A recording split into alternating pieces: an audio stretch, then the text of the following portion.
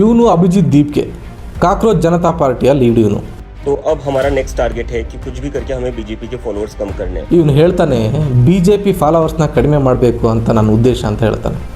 ನಿನಗೆ ಯಾವನ್ ಕಡಿಮೆ ಮಾಡ್ಸೋಕೆ ಹೇಳಿದ್ದು? BJP ಸರಿ ಇಲ್ಲ ಅಂದರೆ ಜನಗಳೇ ಬಿಡ್ತಾರೆ ಆ ಪಕ್ಷನ. ನೀನು ಯಾವನ್ ಹೇಳೋಕ್ಕೆ? ಈ ಅಭಿಜಿತ್ ದೀಪ್ಗೆ ಒಂದು ಬಾಲ ಇದೆ, ಅವನೇ ಯೂಟ್ಯೂಬರ್ ಧ್ರುವ್ ರಾತಿ. मैं देख रहा हूँ कि कुछ लोगों की आंखें खुल रही हैं. लोग फाइनली रियलाइज़ कर रहे हैं कि ये सरकार कुछ नहीं करने वाली.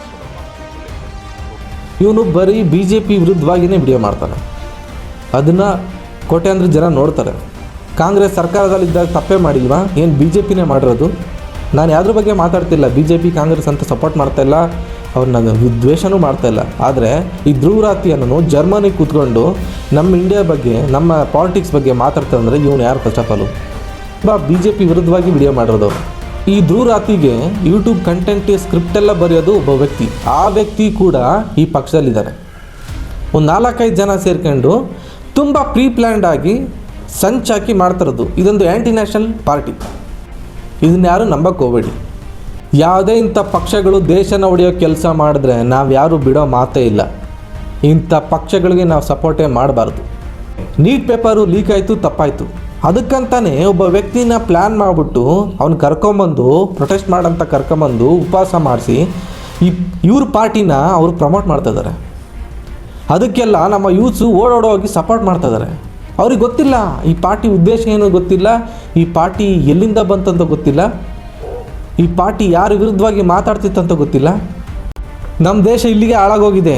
ಇನ್ನೂ ಇಂಥ ಪಾರ್ಟಿಗಳನ್ನ ಯಾರು ಸಪೋರ್ಟ್ ಮಾಡೋಕ್ಕೆ ಹೋಗಬೇಡಿ. ದೇಶ ಹುಡುಗರು ಹೆಂಗೆ ಚೇಂಜ್ ಆಗ್ಬಿಡ್ತಾರೆ ಅಂದರೆ ಹಿಂಗೆ ಚೇಂಜ್ ಆಗ್ಬಿಡ್ತಾರೆ.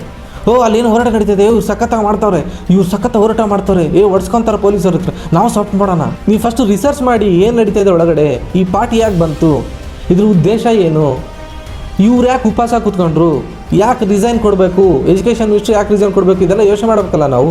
ಯಾಕೆ ಇವತ್ತು ಭಾರತ ಸರ್ಕಾರ ಒಂದು ಸ್ವಲ್ಪನೂ ರೆಸ್ಪಾಂಡ್ ಮಾಡಿಲ್ಲ ಇದಕ್ಕೆಲ್ಲ? ಉದ್ದೇಶಗಳು ಭಾಳ ಕ್ಲಿಯರ್ ಆಗಿದೆ. ಇದೊಂದು ಆ್ಯಂಟಿ ನ್ಯಾಷನಲ್ ಪಾರ್ಟಿ. ನಮ್ಮ ದೇಶದಲ್ಲಿ ಯಾರಾದರೂ ನಮ್ಮ ಧರ್ಮವನ್ನು, ನಮ್ಮ ದೇಶವನ್ನು ಹಾಳು ಮಾಡಬೇಕಂತ ಬಂದರೆ ನಾವ್ಯಾರೂ ಸುಮ್ಮನೆ ಇರೋಲ್ಲ. ನೇಪಾಳಲ್ಲಿ ಸ್ಟೂಡೆಂಟ್ಸು ಜನ್ಜಿ ಎಲ್ಲ ಬಂದ್ಬಿಟ್ಟು ಒಂದು ಪಾರ್ಟಿಗಳನ್ನೆಲ್ಲ ನಾಶ ಮಾಡ್ತಾರಲ್ಲ, ಸರ್ಕಾರನೇ ನಾಶ ಮಾಡ್ತಾರಲ್ಲ. ಸೊ ಅವರು ಯಾವುದೇ ಪಾರ್ಟಿ ಇಟ್ಕೊಂಡು ಯಾವುದೇ ಹಿಂದೆ ಉದ್ದೇಶ ಇಟ್ಕೊಂಡು ಬಂದಾರಲ್ಲ. ನಮ್ಮ ದೇಶ, ನಮ್ಮದು ವ್ಯವಸ್ಥೆ ಸರಿಯಾಗಬೇಕಂತ ಬಂದಿರೋದು. ನಿಮ್ಮ ಥರ ದುರುದ್ದೇಶಗಳು ಇಟ್ಕೊಂಡು ಬಂದವರಲ್ಲ ಅವರು. ಸಿಗ್ಗುలేదు మీ అందరికీ